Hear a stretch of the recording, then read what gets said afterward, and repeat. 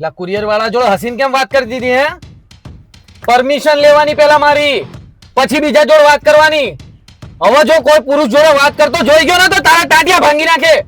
બેટા કમર દુખે છે, આ કચરો વાળી દે ને. કચરો અને હું વાળું? મરદ માણસ આવું બધું કામ ના કરે. કામ કરાવવું હોય ને તો એક કામ વાળી બાઈ રાખી લે, એ કરી લેશે. લાય તો સારી, ક્યાંય નહીં જવાનું તારે. આખો દાડો રખડ રખડ.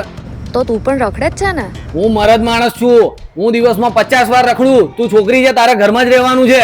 તારી બધી ફ્રેન્ડ ગોવા જવાની છે તો તું જવાની આવીશ ને? ના ના કેમ?